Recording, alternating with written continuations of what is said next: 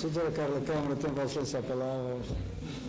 Muito obrigada. Eu não sei como é que... Bem, já percebi que alguém está a tratar dos diapositivos que preparei para vós apenas para facilidade minha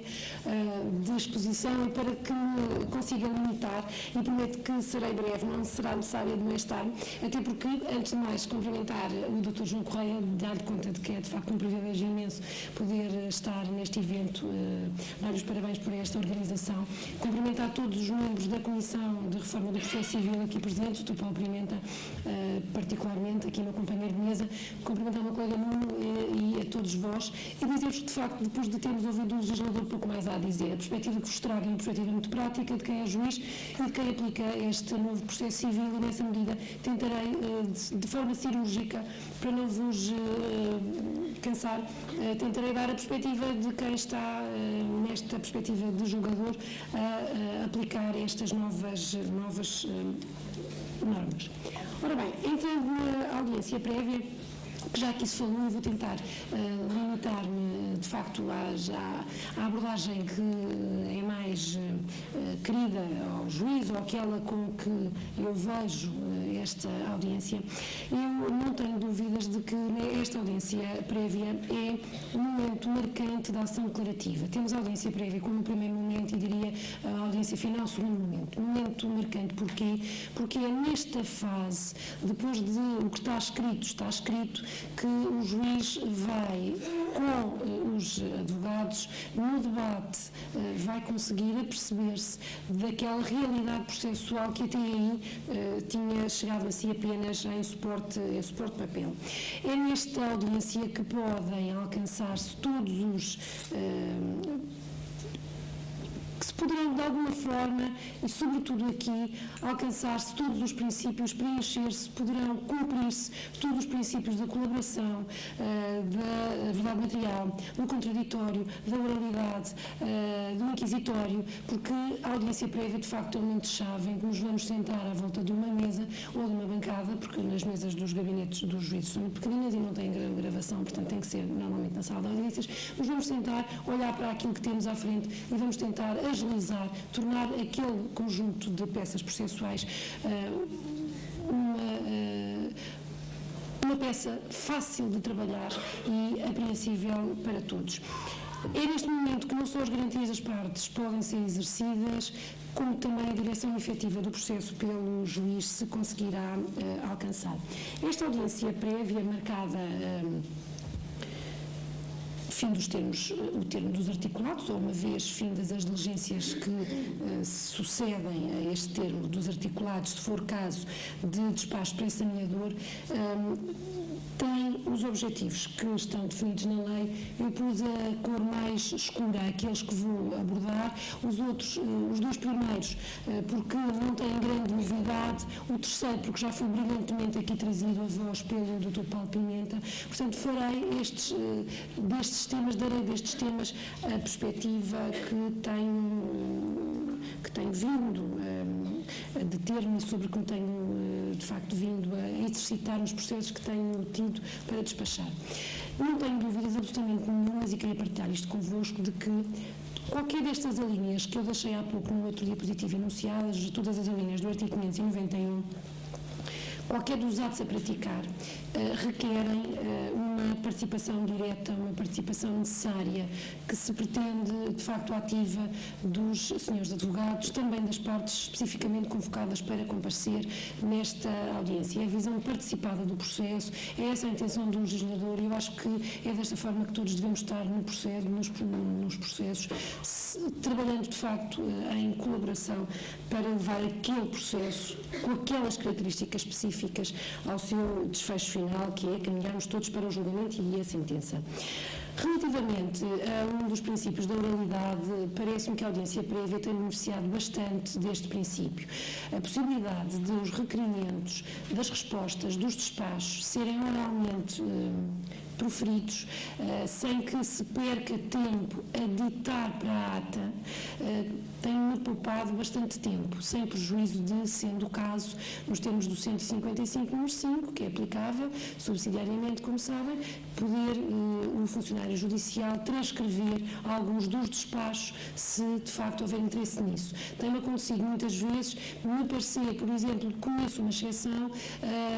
parece-me que não é de transcrever tudo, peço apenas que seja transcrita a parte final, parte do segmento decisório daquele segmento do despacho que dei, sem prejuízo de os senhores advogados, se assim o entenderem, requererem que a transcrição seja feita de todo o meu despacho ou de todo o seu requerimento, mas esta é de facto uma mais-valia que permite agilizar.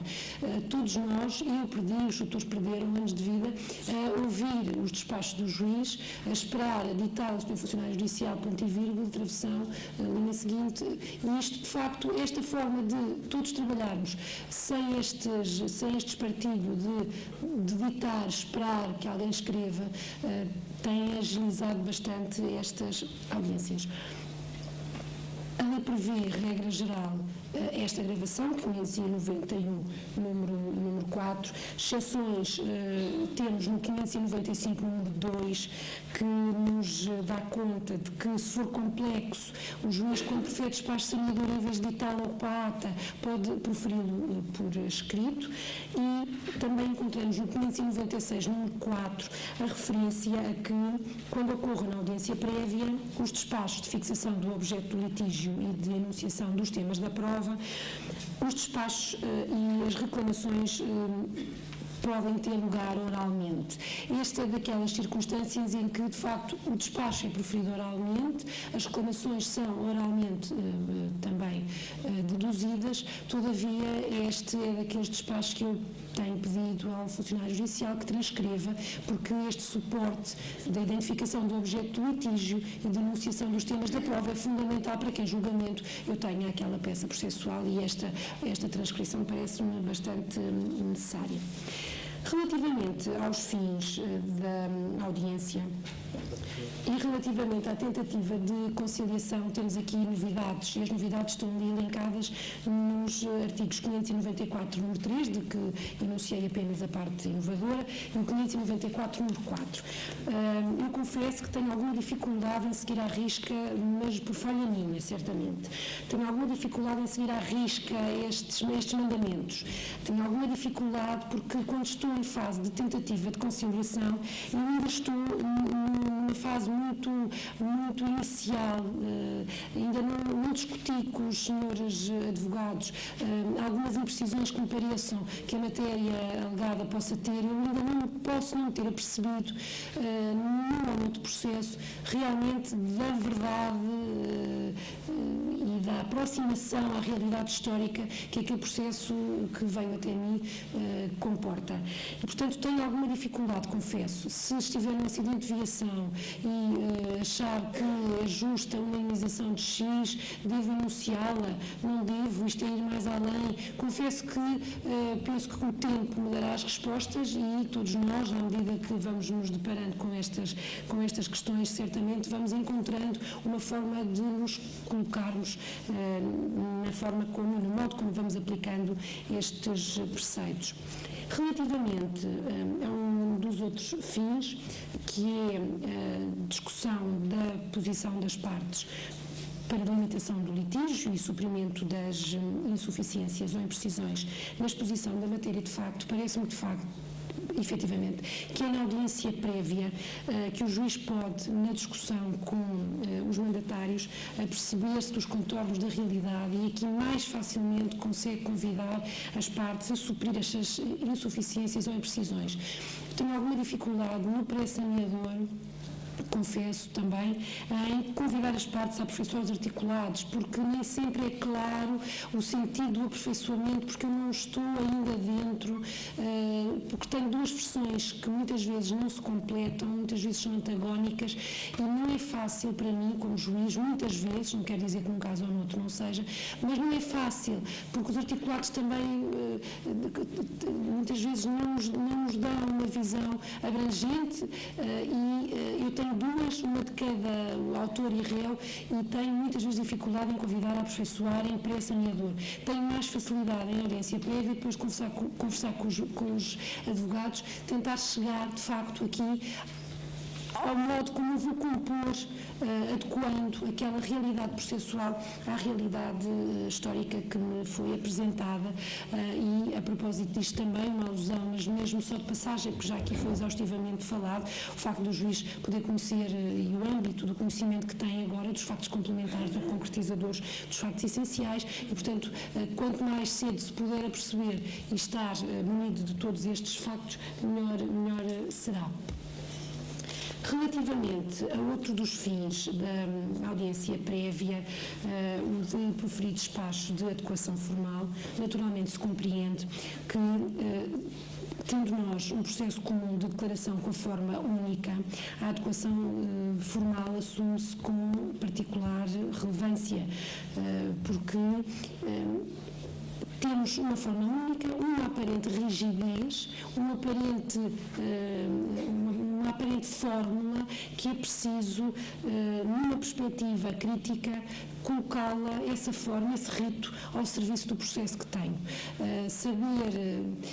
se devo seguir um ou outro caminho deve ser feito sempre, naturalmente, em conjugação e em articulação e em sintonia também com os mandatários das partes e ouvindo-os a propósito disso, mas exige de facto uma perspectiva crítica de todos e exige colocar este rito processual, este formalismo ao serviço daquele processo, e todos os processos sabemos que são diferentes e são únicos, e portanto muitas vezes justifica-se que a tramitação não seja igual se estamos a falar de processos com naturezas diferentes e com objetos diferentes. Relativamente ao despacho de gestão processual, já falaram sobre isso esta manhã, portanto vou avançando. Gestão processual consubstanciada na direção ativa e dinâmica do processo, com vista a uma rápida resolução do litígio. Deixo apenas duas notas. Não há gestão processual sem fundamentação. O juiz tem que explicar porque é que pretende, e depois de ouvir as partes, se olharem para a linha do 591, após debate, ouve as partes, e depois tem que fundamentar, tem que explicar exatamente porque é que quer fazer, de uma determinada forma, e quais são os objetivos que pretende alcançar com essa forma que pretende adotar. Depois dizer-vos também, e esta referência e isto que vos deixo também por referência ao artigo 630, número 2, dizer-vos que não há gestão processual contra a garantia das partes, não há gestão processual contra a igualdade, contra o contraditório, contra a aquisição processual dos factos, contra o direito à prova. E estas são, de facto, havendo violação, será caso de recorribilidade do despacho. E é a norma que encontramos no 630, número 2. A propósito do outro fim da audiência prévia, que é programar os atos da audiência final, tem muitas vantagens, efetivamente, que seja feita em audiência prévia esta gestão da audiência final. Estabelecer o número de sessão, a duração provável das mesmas, só traz vantagens, tira-nos a todos um peso, que é ter testemunhas à espera para serem ouvidas e depois não haver tempo para ouvir. Portanto, é uma visão racional, uma visão que nos permite, de facto, ir além daquilo que até agora se tem feito, que é deixar muitas vezes as testemunhas tempo desafio à espera para serem ouvidas, e conseguimos assim melhor organizar o trabalho de todos e em benefício de todos. Na audiência prévia, deixadas estas notas gerais, todos conhecemos os casos em que a mesma pode não realizar-se. Desvios à regra da audiência. 592, casos em que não há, o 593 possível dispensa, e depois o 597, que também já farei uma breve abordagem. Relativamente ao 592, penso que não suscitará grandes dúvidas. Estamos a falar em ações não contestadas, em que a revelia é inoperante. ou em circunstâncias em que o juiz deva conhecer exceção dilatória já debatida nos articulados. Portanto, a audiência prévia aqui não teria mais-valia e, nessa medida, naturalmente se compreenderá que a lei preveja a não realização. Quanto ao artigo 597, parece-me que este artigo é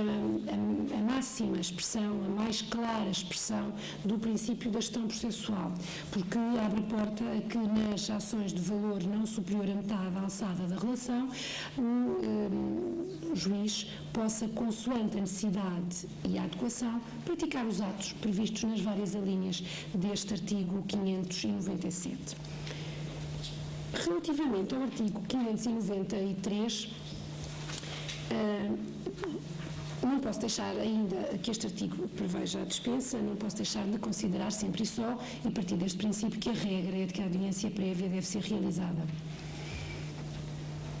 Se olharmos para os fins da audiência prévia, que estão nas alíneas A, B e C, compreendemos, A, B, C e G, compreendemos que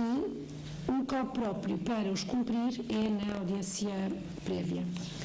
Todavia, nas circunstâncias das alíneas D, E e F, embora o cumprimento dos fins da audiência prévia deva ser feito, embora o cumprimento destes fins deva ser levado a cabo em audiência prévia, o legislador permite que seja dispensada esta audiência, proferindo o juiz em 20 dias os despachos previstos nestas alíneas. Prefira despacho sanador, o despacho de adequação, simplificação, agilização, e que prefira despachos que identifique o objeto do litígio e enuncie os temas da prova. Este artigo tem sido interpretado de forma um pouco terrorista por alguns colegas de direito, porque de facto em alguns tribunais não se vê ainda com bons olhos esta audiência prévia e todos tivemos boas e más experiências, se calhar mais do que boas, da audiência preliminar e ainda estamos, penso eu, numa fase de alguma desconfiança. Eu estou perfeitamente convencida, eu tenho feito várias audiências prévias, hoje tive o primeiro julgamento da minha primeira audiência prévia e estou perfeitamente convencida da eficácia do trabalho que se consegue desenvolver, da maior agilidade que se pode atribuir e conferir a um processo se de facto praticarmos estes atos em audiência prévia. De todo modo, se for caso em que o juiz tenha dispensado, podemos entrar aqui na audiência prévia putestativa, isto é, não vejo nenhum inconveniente, nenhum pudor, aconselho vivamente a que, não sendo marcada a audiência prévia pelo julgador, o mandatário da parte, basta que seja uma das partes, querendo reclamar, possa levar a esta marcação da audiência. Porque, notificadas as partes dos tais despachos que se proferiram fora da audiência prévia, as partes são admitidas a reclamar desses despachos e podem, número 3 do 593 assim refere, requerer que se realize então a audiência prévia para que possam nela reclamar. A questão que se pode colocar é se é necessário, neste requerimento que suscita a marcação da audiência prévia, se é necessário que desde logo se adientem os fundamentos da reclamação. E a resposta, a meu ver, é não. O que a parte tem que fazer é, em 10 dias, declarar nos autos quais os despachos sobre que vai reclamar, quais os despachos de que pretende reclamar e, uma vez designada a audiência prévia, é neste momento que vai expor os fundamentos para esta reclamação. Relativamente à forma de impugnação do despacho proferido sobre as reclamações, é o artigo 596, número 3, dá-vos a resposta, apenas pode ser impugnado no recurso interposto da decisão final. Entrando muito rapidamente na audiência final, no momento central deste processo declarativo comum, deixarei algumas notas, uma delas relacionadas com a inadiabilidade dos julgamentos. há 3 únicas causas que justificam o adiamento de uma audiência. Impedimento do tribunal,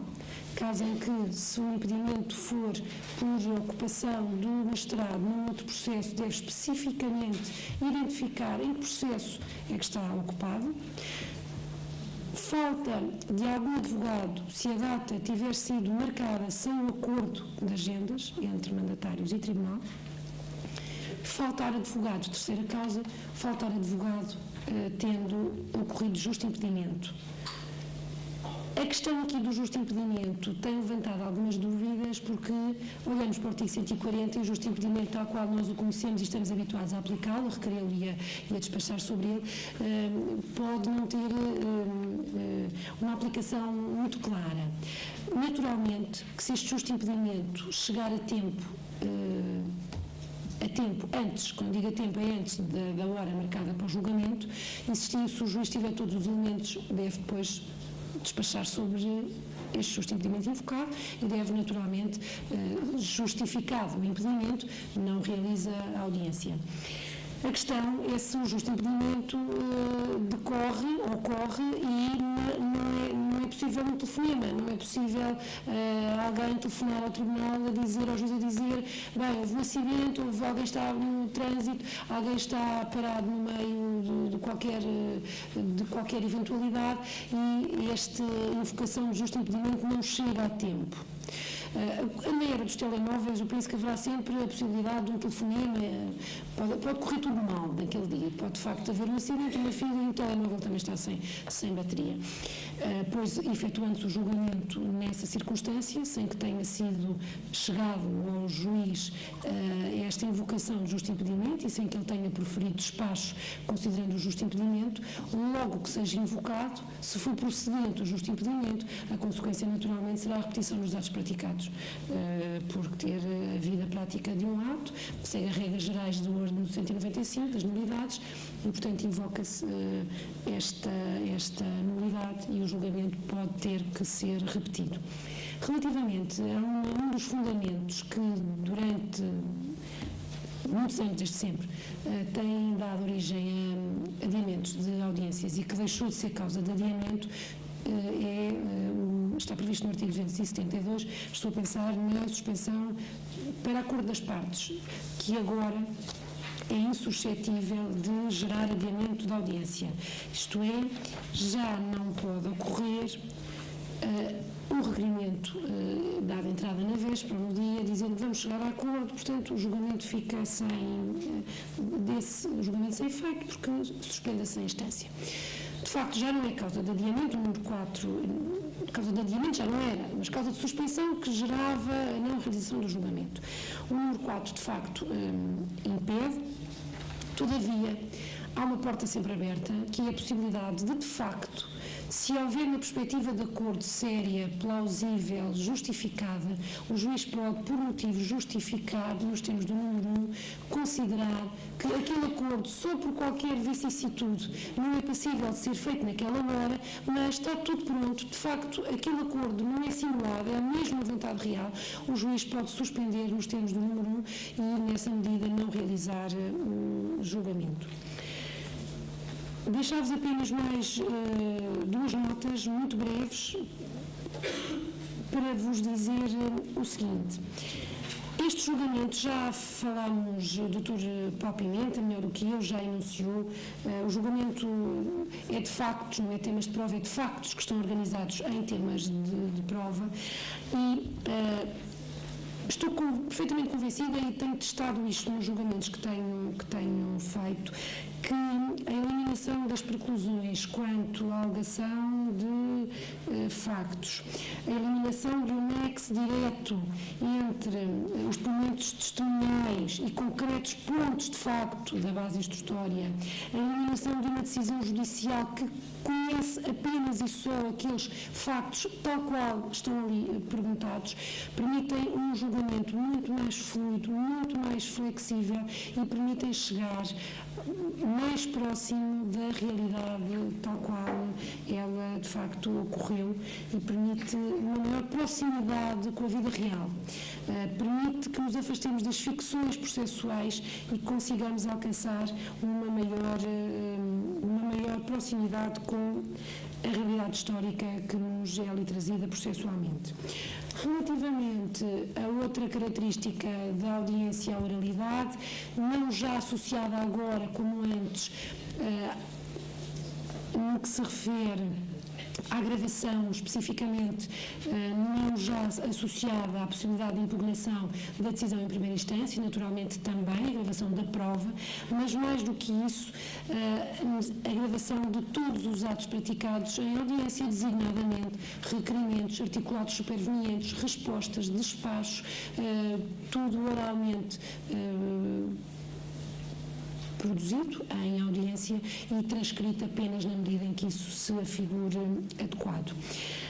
Naturalmente que ficará sempre na ata assinalado o início do requerimento, o fim do requerimento, o início do depoimento, o fim do depoimento e, sendo caso, ficará então transcrito a parte que o julgador entenda e as partes assim o requeiram,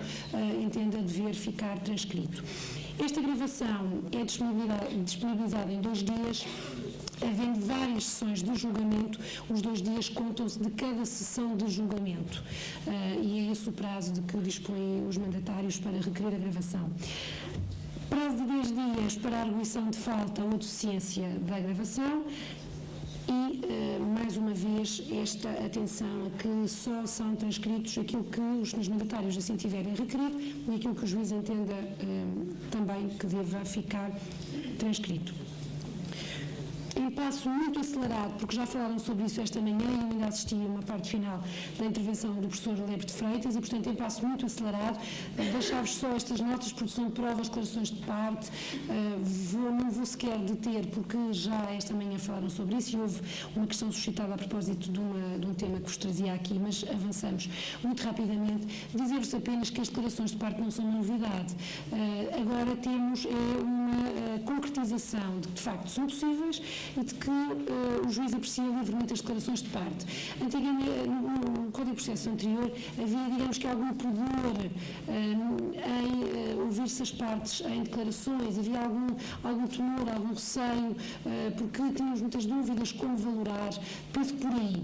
porque já tínhamos no regime antigo, no 266, número 2, esta possibilidade, e mesmo no atual Código de Processo Civil de 2013, o artigo 7º, número 2, e o artigo 417 sempre permitem, para além destas declarações do 466, sempre permite que o julgador possa solicitar às partes esclarecimentos, informações que venha colaborar com o Tribunal e venha prestar, de facto, estes esclarecimentos ou informações adicionais. Relativamente à prova testemunhal, também avançar a possibilidade de audição em simultâneo de 2 testemunhas, que é uma novidade no nosso ordenamento. As verificações judiciais, não judiciais qualificadas, também já esta manhã falaram sobre elas. Muito rapidamente, para tentar recuperar aqui algum tempo do nosso atraso, dizer-vos que, em regra, tendencialmente o juiz da audiência prévia é o juiz do julgamento, pode não ser, mas certo e sabido é que o juiz do julgamento é o juiz da sentença e isto, de facto, traz uma mais-valia incomensurável. Numa cisão, deixa de haver cisão entre alegações de facto e de direito, ambas orais. Também deixa de haver cisão entre decisão de facto e decisão de direito. Há 2 decisões na mesma peça processual na sentença. E este juiz do julgamento, que também é o juiz da sentença, que quando faz a sentença verifica os factos, julga os provados e não provados, motiva, fundamenta de facto e depois fundamenta de direito, este juiz pode, também como podia no regime anterior, mas agora penso que com uma maior eficácia pode fazê-lo, sendo o caso, pode reabrir a audiência nesta fase em que estamos já na fase da sentença, o 607, número 1, já podia no regime anterior, mas podia na fase em que estávamos apenas ao nível dos factos, agora pode na fase da sentença reabrir e penso que com maior benefícios, porque muitas vezes só na sentença é que nós, juízes, nos apercebemos de que houve ali qualquer coisa que ficou por fazer e antes fazê-lo neste momento do que deixar que o processo siga o seu ciclo normal e que só por via de uma anulação pela relação é que venha a ser determinada o conhecimento dessa matéria. Mesmo na reta final, dizer-vos que é neste momento, no momento da sentença, no momento do julgamento, que conseguimos perceber com exatidão a linha que une todos os temas que já foram aqui tratados, que une este fim das preclusões no que toca à alegação dos factos, que une esta enunciação dos temas de prova e este caráter mais fluido, mais flexível do julgamento, os poderes de cognição do Tribunal também, e a forma como cada juiz passa a ser responsável pelo desfecho do processo. Não é um ser amorfo que vai assistindo passivamente às agilidades e habilidades que cada uma das partes naturalmente e justamente exercite, e pode ele também ativamente intervir neste processo. Estou perfeitamente convencida que o sucesso deste modelo processual conseguir-se-á com a estabilidade no tempo deste modelo, por forma a que os agentes do judiciário, todos nós, consigamos desenvolver e sedimentar as soluções encontradas, potenciando a eficácia destas mesmas soluções. Eu não resistiria a citar autores que tenho aqui na minha mesa e terminaria desta forma: sejamos capazes, todos e cada um dos profissionais de foro, de estar à altura deste enorme desafio a bem da justiça civil do nosso país. E estou a citar aqui os meus colegas de bancada. Muitíssimo obrigada e estou disponível para quaisquer questões.